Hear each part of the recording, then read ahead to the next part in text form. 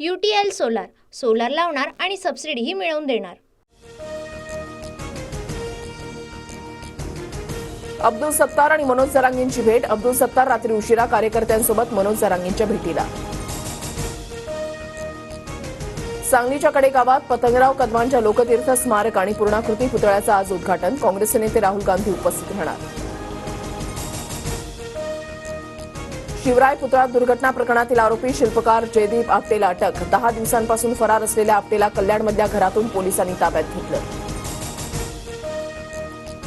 ST कर्मचाऱ्यांच्या पगारामध्ये 6,500पर्यंतच्या वाढीचा निर्णय। कर्मचाऱ्यांचं आंदोलन मागे। गेल्या वर्षी वाढ पकडून त्यातच 6,500पर्यंतची वाढ होणार।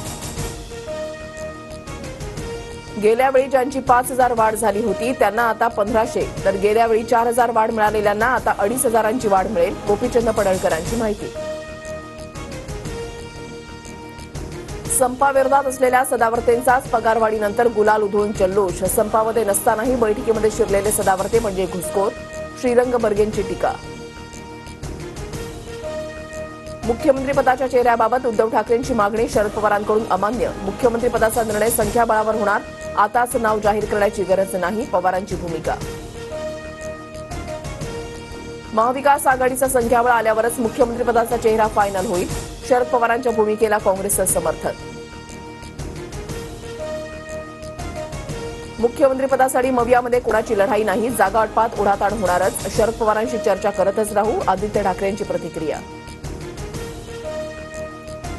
अजितदादा आणि शिंदेमध्ये लाडकी बहीण योजनेवरून श्रेयवादाची लढाई। अजितदादाच 1,500 रुपये देत आहेत अशा आशयाखाली अजित पवारांच्या राष्ट्रवादीची जाहिरात।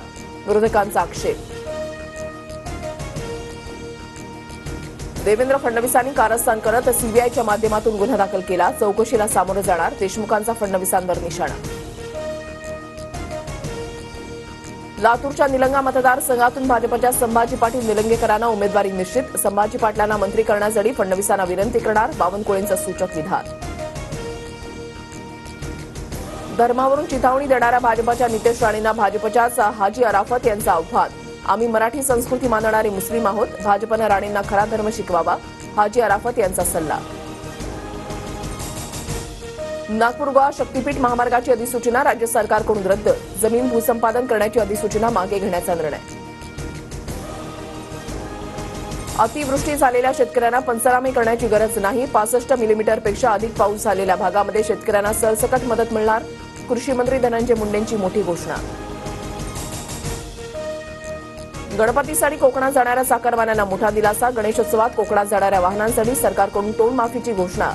5 सप्टेंबर ते 19 सप्टेंबर दरम्यान टोल माफी। चेंबूरमध्ये घराचा भाग कोसळल्यानं 1.5 वर्षाच्या चिमुकलीचा मृत्यू, तर जखमी महिलेवर राजावाडी रुग्णालयामध्ये उपचार सुरू। मुंबई गोवा महामार्गावरील कशेडीमधील बोगद्याची दुसरी लेन आजपासून वाहतुकीसाठी खुली होणार। 2 स्वतंत्र लेन सुरू होत असल्यामुळे प्रवास करणं सोयीचं होणार।